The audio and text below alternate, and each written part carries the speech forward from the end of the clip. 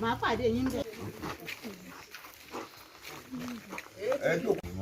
Ní àlèmọ̀tàkọ̀ nítakọ̀ àlèmọ̀tàkọ̀ ọ̀rọ̀ eléyìí kì í ṣẹ̀ṣẹ̀ kò bẹ́ sí lọ. So ẹja yẹn bá dúkọ̀ ìṣẹ́jú mẹ́ta péré àti ikú. Olótìtọ́ wa dàbí ìkìsẹ̀ ẹlẹ́gbẹ̀ẹ́ nítorí ẹ̀ la ṣe nílò olùgbàlà tó sì ń ṣe Jésù Kristi. So Jésù Kristi wá ṣiṣẹ́ olùgbàlà fún gbogbo aráyé. Ó kú nítorí ẹ̀ṣẹ̀, ó dẹ̀ jíǹde fún ìdáláre. Nínú àwọn ọmọ tí mo bí omi náà wà tó ẹ pé òun náà yà ti pa oní gírísítẹ́nì kankan àbí ìyẹn mi ò rí torí pé bóyá mo jẹ́ muslim kọ́mọ mi tó jẹ́ obìnrin kí n pé kọ́mọ lọ ń pa ẹ̀. ilé gbà bẹ́ẹ̀ pé kò ṣọ́ọ̀ṣì ní ìsìn ń fi ẹ̀ wo bí tó bá dáa ẹ lọ kọ́ bẹ́ẹ̀.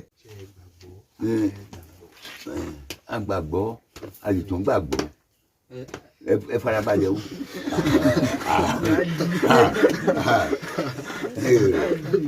Ó wà ń bẹ o.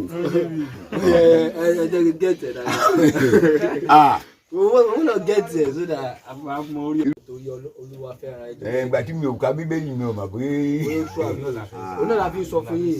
Mi ò ka bíbélì. Torí pé ẹ̀ka ẹ̀ náà la fi wá nǹkan tá a fi gbá láti bàrẹ̀ láti wá sọ fún yín náà nìyẹn. Àwọn náà mọ̀ pé ẹ̀ka bíbélì. Àwọn náà mọ̀. Ìfá mo oníkan lọ́wọ́ gan tí mo lè fún yín tẹ́ bá fẹ́ gbà. Tí mo bá fẹ́ gbà. Ìdílé mọ Yorùbá kà. Èmi ìgbà mo fẹ́ máa lọ sùkúrù ni bàbá mi kú. Èrè ni tírénì mi. Kò lè sọ ọmọ ọmọdé tó lè mọ kà sí. Ìbá ti wá àtàná ló ti lóhùn ọgbà.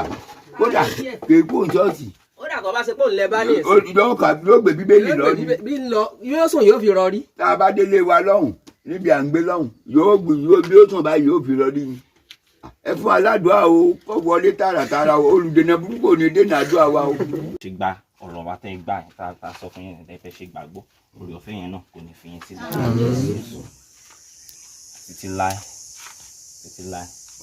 Jésù Kristi èyí náà ẹ máa fi kíni ẹ máa wò títí láé títẹ̀ fi kíni ẹ máa fi kúrò lórí ilẹ̀ ayé Jésù Kristi yẹn náà ó máa ṣe kíni ó máa jọba lọ́kàn yín lórúkọ Jésù gbàdúrà lórúkọ Jésù Kristi tí bàbá tí mo mọ. Àlè lórí bá dẹ̀ àmọ́ lè já o.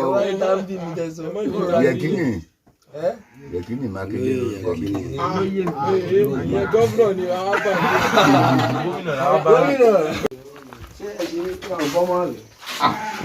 Àmọ́ kódà téèyàn bá tí ọba mọ̀ wọn ààrẹ gan. Ẹnìkan wá látẹ̀kọ̀ sóyè ó ní kírísítẹ́nì lòun ó ní òun kò tí tóun ò lè tí wọ́n bá bọ̀ nǹkan kankan ní agboolé ibì kan òun lè bàjẹ́ kódà tí mọ́tò rò tó kú mbẹ́ nǹkan ó fẹ́ ló tọ́sẹ̀ mẹ́ta tó lòun lè bàjẹ́ lásán tó lòun ó kàn sọ̀rọ̀ pé olúwa kìnìún kan ṣe kìnìún kan ó lòun lè bàjẹ́ tí mọ́tò rò tó kú mbẹ́ òun láì wí nǹkan kan sí láì pé bákan orí ẹ̀ ní bẹ lẹ́yìn àwọn òbí ẹ̀ bó ṣe wà ní ìsìn ọtún tó lè di epo bá à ń bọ̀ à ń bu epo sí gidi.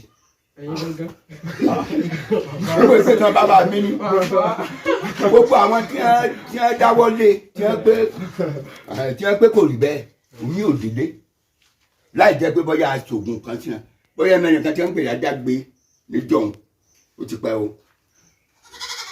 Adágbe gbogbo àwọn òòṣà ìdílé ó ní òun ò fẹ́ bẹ́ẹ̀ mà ó lọ wú kan lọ́nà ilé sàmbẹ̀ yẹn Yorùbá kọ̀ọ̀kan parí ọ̀rọ̀ rẹ̀ di ọ̀dà. Ìbọ̀sẹ̀ náà ti wá mọ àwọn tó wú náà tí nǹkan ṣẹlẹ̀ sí. Ṣé ẹ ti mọ àwọn tó ṣerú nǹkan báyìí náà tó wú àwọn ojúbọ yẹn tí nǹkan kò dé. Kí ni ọ̀sẹ̀ rẹ̀ sí? Mi ò mẹ́ni àní bẹ́ẹ̀ bá kó mo téèyàn bá ẹni tó dán rú ẹ̀wò tó wáyé. Mọ́tò ẹ̀ lè bàjẹ́ náà mọ́ ẹ̀. Àti bẹ́ẹ̀ tó fẹsẹ̀ gbá Ògún tó ní òun wá láti òkè nínú òun. Ògún náà wà bẹ́ẹ̀. Tó fẹsẹ̀ gbá tó ní òsì fún wọn. Bàbá ẹ wọ́n kọjá sọ̀rọ̀.